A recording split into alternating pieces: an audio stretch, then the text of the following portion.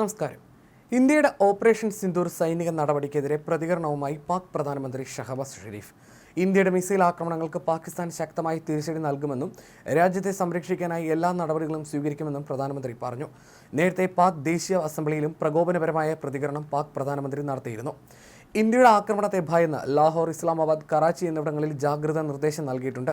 രാത്രിയിലുള്ള പ്രകാശം ഒഴിവാക്കാൻ വീടുകളിലെ ലൈറ്റുകൾ പൂർണ്ണമായി അണയ്ക്കണമെന്നും അനാവശ്യമായി പുറത്തിറങ്ങരുതെന്നും പാക് പ്രധാനമന്ത്രി ജനങ്ങളോട് ആവശ്യപ്പെട്ടു. പഹൽഗാം ഭീകരാക്രമണത്തിന് തിരിച്ചടിയായാണ് ഇന്ത്യ ബുധനാഴ്ച പുലർച്ചെ വ്യോമ, കര, നാവിക സേനകൾ സംയുക്തമായി ഓപ്പറേഷൻ സിന്ദൂർ നടത്തിയത്. പാകിസ്ഥാനിലെ 9 ഭീകര കേന്ദ്രങ്ങൾ ലക്ഷ്യമിട്ടുള്ള ഓപ്പറേഷനിൽ 70-ലധികം ഭീകരർ കൊല്ലപ്പെട്ടതായും 60-ലധികം പേർക്ക് പരിക്കേറ്റതായിട്ടുമാണ് റിപ്പോർട്ടുകൾ. ലഷ്കർ-ഇ തോയ്ബ, ജെയ്ഷെ മുഹമ്മദ്, ഹിസ്ബുൾ മുജാഹിദ്ദീൻ തുടങ്ങിയ ഭീകര സംഘടനകളുടെ കേന്ദ്രങ്ങൾക്കെതിരെയാണ് ഇന്ത്യയുടെ ആക്രമണം ഉണ്ടായത്. മുരിക്കെ, ബഹാവൽപൂർ, മുസാഫറാബാദ്, സിയാൽകോട്ട് എന്നിവിടങ്ങളിലുള്ള പ്രധാന താവളങ്ങൾ ലക്ഷ്യമാക്കിയാണ് ആക്രമണം നടപ്പാക്കിയതെന്ന് റിപ്പോർട്ടുകൾ വ്യക്തമാക്കുന്നു. എന്നാൽ അതിനിടയിൽ ഓപ്പറേഷൻ സിന്ദൂറിന് പിന്നാലെ ഇന്ത്യയുമായി സമ്പർക്കം നടത്തുകയാണെന്നാണ് പാകിസ്ഥാന്റെ അവകാശവാദം. പാക് വിദേശകാര്യമന്ത്രി ഇഷാഖ് ദറാണ് ഒരു വിദേശ മാധ്യമത്തോട് ഇക്കാര്യം പറഞ്ഞത്. അഭിമുഖത്തിലായിരുന്നു പ്രസ്താവന. പാകിസ്ഥാൻ ഉപപ്രധാനമന്ത്രി കൂടിയാണ് ഇദ്ദേഹം. ഇരു രാജ്യങ്ങളിലെയും ദേശീയ സുരക്ഷാ ഉപദേഷ്ടാക്കൾ തമ്മിൽ സമ്പർക്കം തുടരുന്നതായിട്ടാണ് വിവരം. എന്നാൽ ഇന്ത്യ ഇതിനോട് ഇതുവരെ പ്രതികരിച്ചിട്ടില്ല.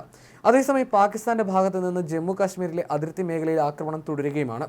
കശ്മീരിലെ കുപ്വാര, ഗുരേസ് സെക്ടറുകളിലാണ് പാകിസ്ഥാൻ വെടിനിർത്തൽ കരാർ ലംഘിച്ചത്.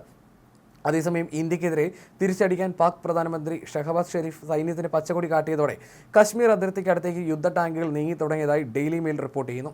ഇന്ത്യയുടെ ഓപ്പറേഷൻ സിന്ദൂർ സാങ്കല്പിക ഭീകര ക്യാമ്പുകളെ ലക്ഷ്യമാക്കിയായിരുന്നുവെന്നാണ് പാകിസ്ഥാന്റെ ദേശീയ സുരക്ഷാ സമിതി വിലയിരുത്തിയത്.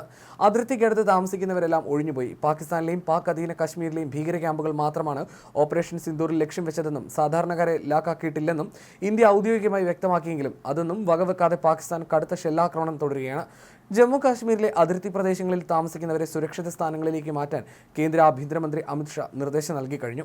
ജനങ്ങളെ സുരക്ഷിത സ്ഥാനങ്ങളിലേക്ക് മാറ്റണമെന്ന് lieutenant governor Manoj Sinha deputy കമ്മീഷണർമാർക്ക് നിർദ്ദേശം നൽകി. സ്ഥിതിഗതികൾ സൂക്ഷ്മമായി നിരീക്ഷിച്ചു വരികയാണെന്നും ഏതു സാഹചര്യത്തെ നേരിടാൻ പൂർണ്ണ സജ്ജമാണെന്നും സിൻഹ പറഞ്ഞു. ഓപ്പറേഷൻ സിന്ദൂറിന് പിന്നാലെ ഓഹരി വിപണി കുത്തനെ ഇടിഞ്ഞതോടെ പാകിസ്ഥാന്റെ ധനപ്രതിസന്ധിയും കൂടുതൽ രൂക്ഷമാകുകയാണ്. പിന്നാലെ പാക് ധനകാര്യ മന്ത്രാലയത്തിന്റെ അടിയന്തര കൂടിക്കാഴ്ചയുണ്ടായി. വിശദീകരണം ഇറക്കിയെങ്കിലും വിപണിയിലെ നഷ്ടം പിടിച്ചു നിർത്താനാവുന്നില്ല. അതിനിടെ താൽക്കാലികമായി വ്യാപാരം നിർത്തിയെന്നും റിപ്പോർട്ടുകളുണ്ട്. ഇന്ത്യൻ പ്രത്യാക്രമണത്തിന് പിന്നാലെ 6500 പോയിന്റുകളാണ് കറാച്ചി ഓഹരി സൂചികയ്ക്ക് നഷ്ടമായത്. അടുത്ത കാലത്തുണ്ടായ ഏറ്റവും വലിയ നഷ്ടമാണിത്. നിക്ഷേപകർ കൂട്ടത്തോടെ വിറ്റൊഴിഞ്ഞു. പല സെക്ടറുകളിലും പരിഭ്രാന്തി വിൽപ്പന അഥവാ പാനിക് സെല്ലിംഗ് പ്രകടമാണ്. ഇന്ത്യയുമായുള്ള സംഘർഷം തുടർന്നാൽ പാകിസ്ഥാനിൽ വിദേശ നിക്ഷേപകർ പണമിറക്കാൻ മടിക്കുമെന്ന് വിവിധ റേറ്റിംഗ് ഏജൻസികൾ പാകിസ്ഥാന് മുന്നറിയിപ്പ് നൽകിയിരുന്നു. വിദേശ രാജ്യങ്ങളിൽ നിന്നടക്കം എടുത്ത വായ്പ തിരിച്ചടയ്ക്കുന്നതിൽ പാകിസ്ഥാന് തിരിച്ചടിയാവുന്ന നീക്കമാണിത്. $131 ബില്യൺ പാകിസ്ഥാന്റെ വിദേശ കടം. കഴിഞ്ഞ 2 വർഷമായി ലോകബാങ്ക് നൽകുന്ന സഹായത്തിലാണ് ഈ വായ്പയുടെ തിരിച്ചടവ്. ഇപ്പോൾ യുദ്ധ സാഹചര്യം വന്നതോടെ നിക്ഷേപകർ കൂട്ടത്തോടെ കാലുമാറുന്നത് ആത്യന്തികമായി ബാധിക്കുക പാകിസ്ഥാനെ തന്നെയാണ്. അതേസമയം നേരത്തെ തന്നെ പാപ്പരായ പാകിസ്ഥാനിൽ യുദ്ധ സാഹചര്യം വന്നതോടെ വിലക്കയറ്റവും അതിന്റെ മൂർധന്യത്തിലെത്തിയിട്ടുണ്ട്. സമീപ വർഷങ്ങളിൽ വരൾച്ചയും വെള്ളപ്പൊക്കവും തുടർച്ചയായി പാകിസ്ഥാൻ നേരിടേണ്ടി വന്നിരുന്നു. ഭക്ഷ്യവിഭവങ്ങളുടെ ഉൽപ്പാദനം വലിയ തോതിൽ ഇടിയാനും ഇത് വഴിയൊരുക്കി.